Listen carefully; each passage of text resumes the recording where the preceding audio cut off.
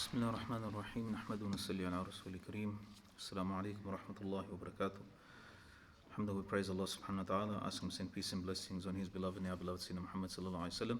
We were reading the section in Ahwaalul Quboor from the people other than the place of the souls of people other than the shuhada and Anbiya alayhim salam. Obviously this was mentioned before that, but among the ummati or the followers of the ummah of Rasulullah sallallahu alayhi wa sallam, we discussed this special those shuhada that died in battle.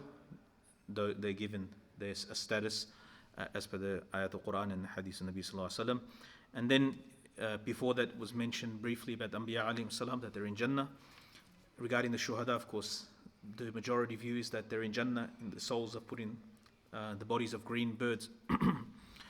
And last week we started about the people that are not mukallaf, that are not legally obligated in Islam, such as children that died. And specifically mentioned here the children of Muslims. Somebody asked me, what about non-Muslims? I said, I don't know. There is a slight discussion at the end of it regarding that, but we'll read the riwayat for today. Sayyidina Abu Hurairah radiallahu anhu narrated that Nabi sallallahu alayhi wa sallam said, the children of the Muslims are at a mountain in Jannah, and Ibrahim alayhi salam and Sarah are taking care of them.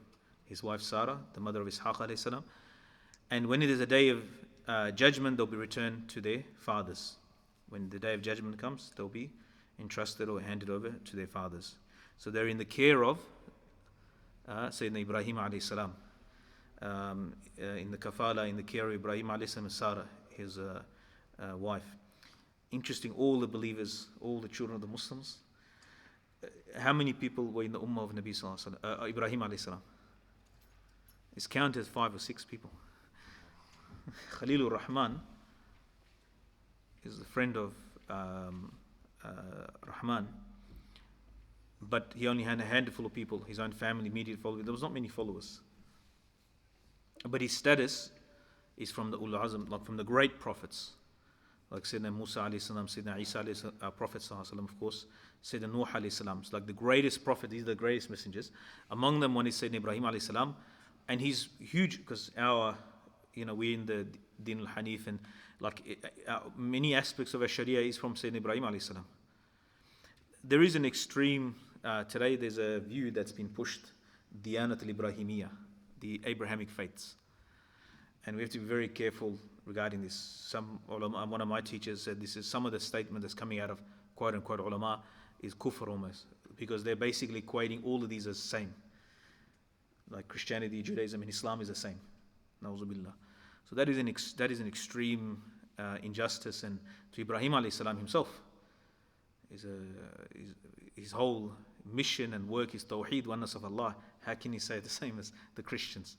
So, but Sayyidina Ibrahim alayhi salam, even though he had so few, but all the children of the Muslims are put in his kafala. How many children have died?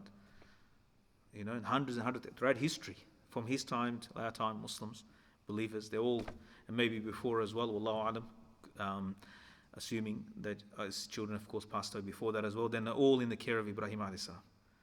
So he might, maybe in this world he didn't have a big nation, like of course Rasulullah sallallahu alaihi wasallam is the biggest ummah, and Sayyidina Musa alayhi salam had a big ummah, but in the Jannah, he's with all these crowds and crowds of innocent children of the Muslims.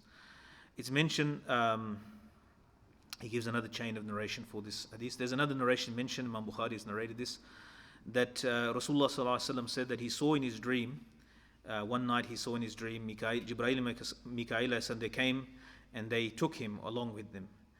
And it's a long hadith, and they took him to a green garden.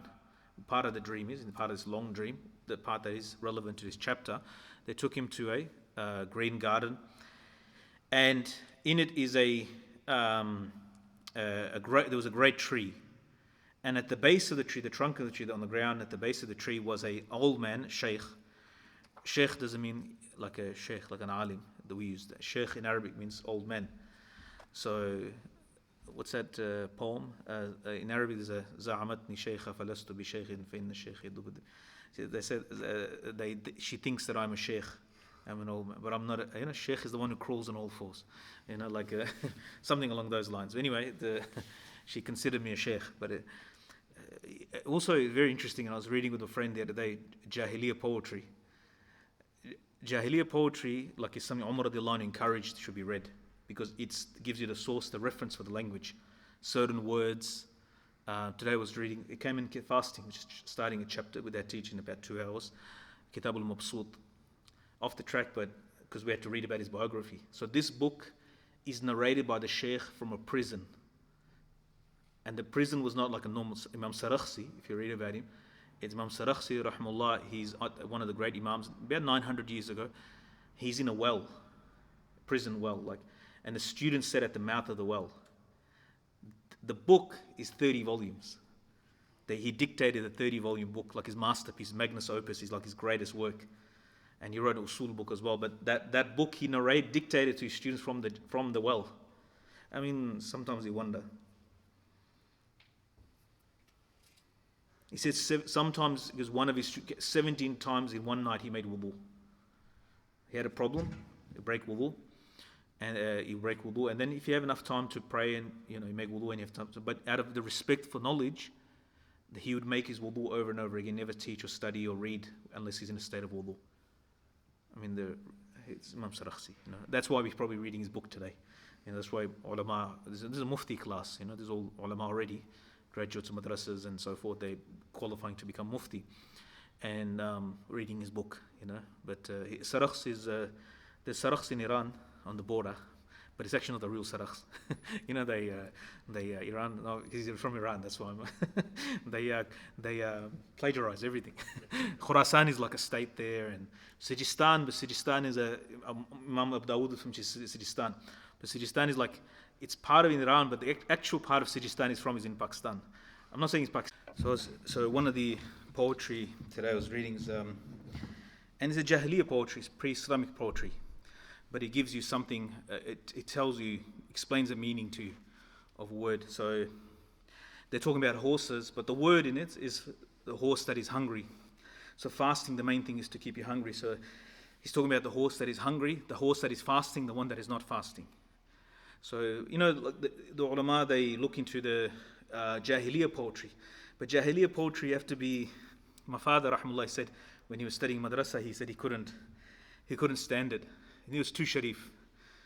He was too old school, too straight and narrow, sort of. So he said that, because the Jahiliyyah poetry is exactly what it is, the Jahiliyyah poetry. They talk about their women, and they talk about who they slept with, It's like I say, it's like gangster rap. Like it's today's. If you write it down on a piece of paper, translate it in English, and say, okay, this sounds very familiar. I recognize all these lyrics or these. They talk about their women. They talk about how brave they are. They talk about their horses. They humble brag. They brag. There's one that he talked about the blackness of his skin. Because, look, I'm black and beautiful, like that's how he talks, I'm summarizing, that's Muhammad Ali, if I remember correctly. But, like if you'll find, like, subhanAllah, human beings are still the same, and what we can consider maybe what today is the counterculture or whatever, but you see, subhanAllah, human beings haven't, the words do matter, and where the words and what the words mean. People are trying to change it today. So here's something interesting. It says in the hadith that we went to a green garden. Now, green garden for us may not mean, but if you're in a desert and then you see a beautiful oasis and you see a beautiful garden, or if you live in the desert, generally, Makkah, Medina, Munawwara, anybody who's been Hajj and Umrah will see, right up until you drive in to see it, before the buildings start, or even you drive literally 5 minutes, 1 minute out, it's just rocks. You can sort of imagine the buildings in Makkah, behind Makkah, you see the rocky sort of hills behind the hotels. But you just drive 1 minute past Mina, and you say, okay, this is what Makkah looked like in the other valleys. Okay, this is what Makkah looks like without all the buildings and everything like that. So if you're a person, there's someone said something somewhere I heard today. The pain is the only way we know. Pain is the only way we appreciate comfort. It's like the contrast. If we never had difficulty in the life and hardships and problems, we will never appreciate the good times. Like if there's no suffering, one of the things is suffering contrasts. People will be paid for their suffering, repaid and compensated for. But pain and suffering, then the enjoyment in contrast to that, then it means, there was one article I was reading in the Qatari, there was a Qatari lady, old lady, she said, because she remembers a life before the petrodollars came, and she said, we used to enjoy money. There was a time, if some ni'mah came, some money came, because they didn't have much, then when he used to come and buy something, and father used to buy something, then it was like a treat, like it was special. Now money doesn't have any enjoyment anymore. They have so much.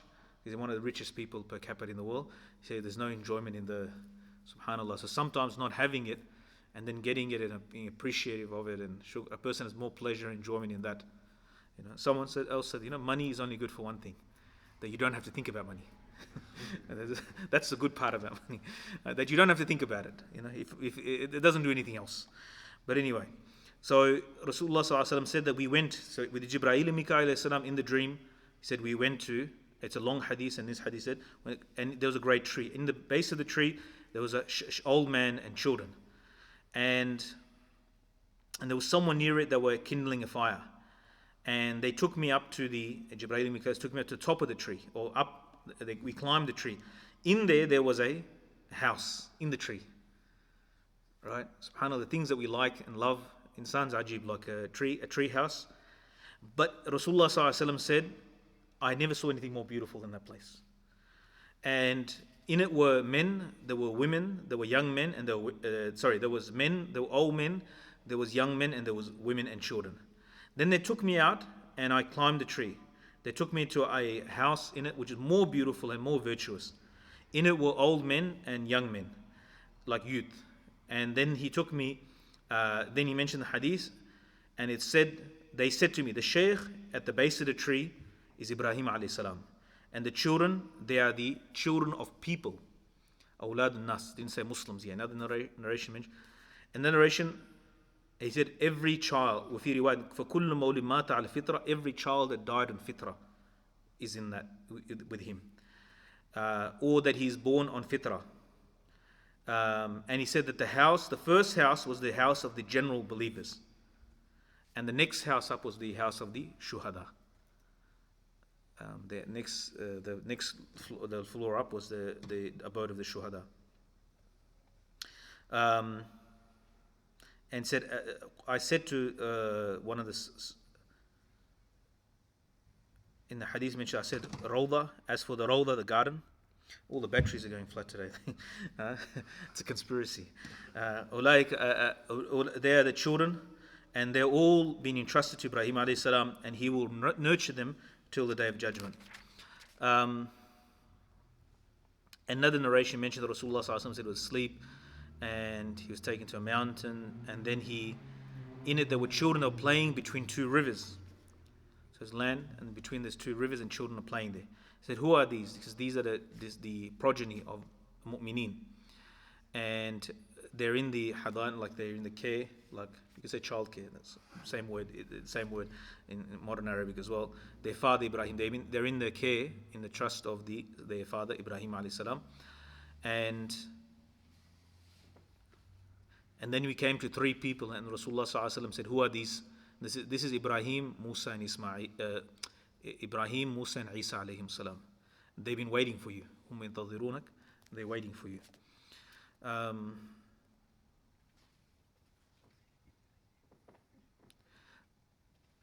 Inshallah, we'll discuss about the Muslim and non-Muslim children. There's a discussion around. Inshallah, we'll continue next week. Inshallah. So Allah subhanahu wa ta'ala repays the believer.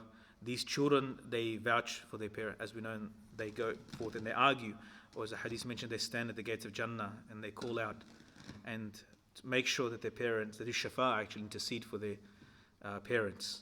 I mean, subhanallah. So those stillborn, or those that child died in infancy, or subhanallah, they have a big say on the day of judgment. that they can on behalf. Maybe that's why it's mentioned in the context of, because Rasulullah sallallahu alaihi wasallam is addressing mu'mineen. Like, as a Muslim, then that's all that's your concern. People ask, well, some ask, well, what about the kuffar? But the thing is that honor, how can they possibly call out for their parents when they've died without iman? So it's not even applicable, and there's nothing, it doesn't affect anything, it doesn't change anything. So for those who are Muslims, of course, the knowledge is beneficial. This knowledge is that a person whose children may be passed away and they've been tested, and it's not an easy test. That book that I did a series last year, Comforting the Distressed, about the plague. In that, half of the book nearly, in my opinion, is probably about, which I didn't get to, was about children passing away in infancy, or children dying, and the patience. The number of the hadiths on that are so numerous. So those parents, Allah subhanahu wa ta'ala, like Rasulullah sallallahu alaihi wasallam said, when Allah takes the two beloved things of a person, habibatay, like his two beloved ones, meaning his eyes, Allah subhanahu wa ta'ala rewards him with Jannah. So one of the Sahabi said that, radiallahu anhu, I think Miqdad ibn Aswad radiallahu anhu, he became blind, like he doesn't want, the only thing that he wanted to see Rasulullah sallallahu alaihi wasallam. But other than that, like he goes, he wouldn't want his sight back, because the promises from Allah are so many for making sabr, being patient on the test. So subhanallah, I mean, ni'mat of seeing is a ni'mat of Allah subhanahu wa ta'ala, but if Rasulullah sallallahu alaihi wasallam promised you to be patient, and he's like the Sahabiya, she used to have fits. She came to Rasulullah, she had epilepsy, if I remember correctly. She came to Rasulullah sallallahu alaihi wasallam, Ya Rasulullah, I have these fits. He goes, do you want, so before she could ask anything more, he said, do you want that if you're patient this, you'll get Jannah? So she stopped, like, all right, I got my Jannah, it's like done, just so I have to be patient on this trial. So like, we shouldn't promise things to people like, oh, your trial will end, do this wazifa and this test will stop. No, that's not, nobody can promise that. If Rasulullah sallallahu alaihi wasallam is telling, we ask for ease, we ask for afiyah from Allah subhanahu wa ta'ala. But she said, Ya Rasul, but just make dua that I don't get exposed, because in the fits, the parda, the hijab comes off. So her worry in her things that are involuntary and out of her control is that her hijab, she's not exposed. So subhanallah, the tests are there. It doesn't mean they're going to go away. And they might be very hard as well. Like Rasulullah sallallahu alaihi wasallam said to the family of Yasir and Sumayya radiallahu anhu, they became shaheed, first shaheeds in Islam.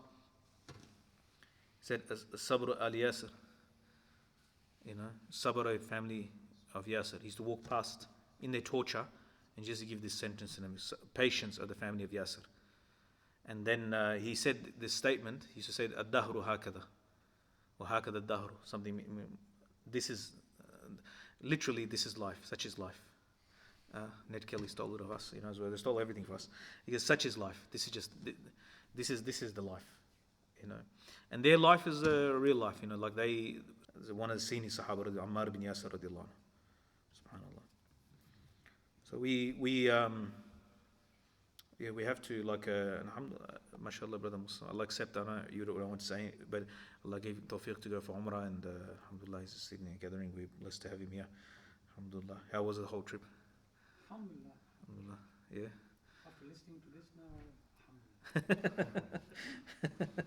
alhamdulillah. We'll read between the lines. Subhanallah. Allah make it easy. Allah accept. Our problem, the people in the past, their sacrifice was getting there. 6 months journey, 3 months journey on ships, on boats. It's unfathomable, like how just to do the Hajj, the Fard obligation. Our journey there is pretty much a piece of cake. Allah give us tawfiq and understanding. Subhanallah bihamdi, subhanakallah bihamdi, wa nashhadu an la ilaha illa anta, astaghfiruka wa atubu ilayk. Subhana rabbika rabbil izzati amma yasifun, wa salamun alal mursalin, alhamdulillahi rabbil alamin.